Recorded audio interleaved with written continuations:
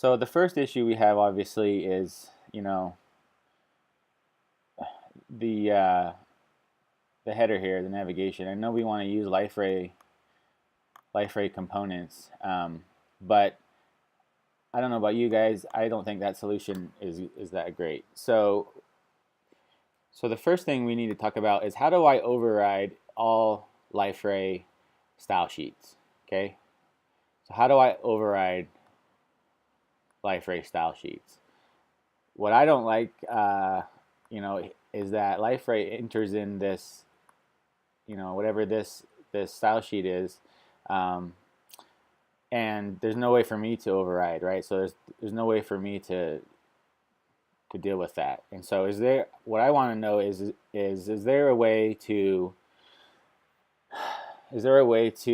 remove all of this, strip all this AUI prefixed CSS out so that we have like a clean sandbox so that there's no CSS related, if possible, and that we can control the CSS with style sheets. So that would be great. So I need to know how to, if we're stuck with putting this component right at the very top of the page, we need a way to figure out how to get a logo here showing kind of like this. We need to make this match, I guess. Really is what we need to do. We need to make this site up top match the way it looks, how it's supposed to look, right? And have all the components and the features that this site down here, this theme site has, versus what's not included here. So, just going through the website, you can obviously see some style discrepancies there. These images are bunched up for some reason. The buttons aren't the same. There are fonts aren't the same.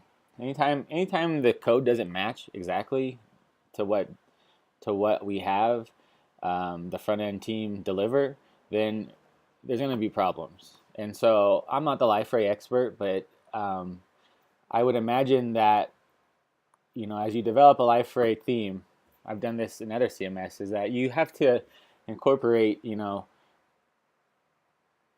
same IDs and the same class names where possible. We have to have a template based off this theme.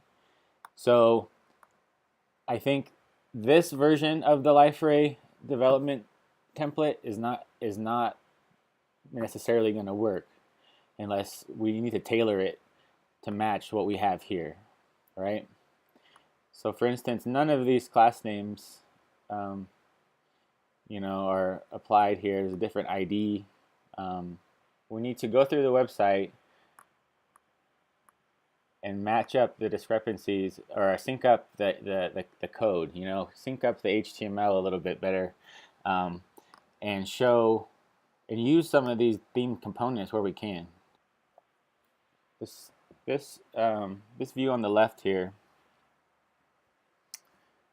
has all the files that are missing from the website that are causing part of the problems.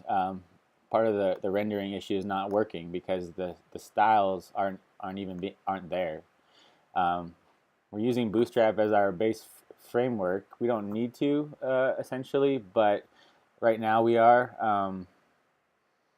and that will get tailored and defined. But I mean, we have styles that aren't coming in, and we have a framework and JavaScripts that need to be applied. And so there's lots of stuff that's missing.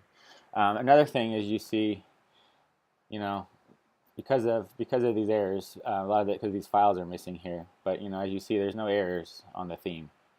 And so anyway, we need to go through and kind of link up all the discrepancies as far as style sheets, JavaScripts, theme-related files, like you see here, to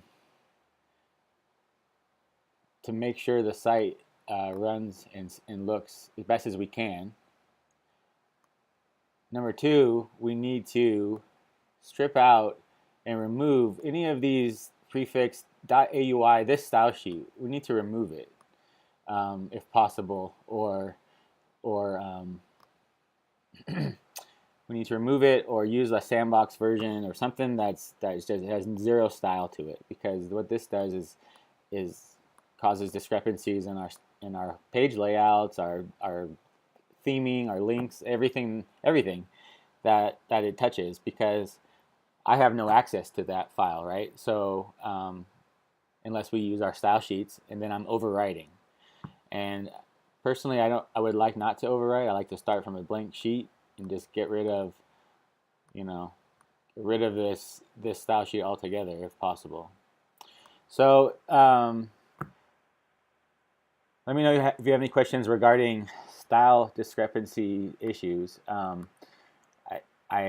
think I think I'm clear. So we just need to link up and use our global style sheets that we have set up in our theme, our JavaScript, all that stuff, all our assets. We need to have linked up, and the markup needs to be as close as possible to what's in the theme as well.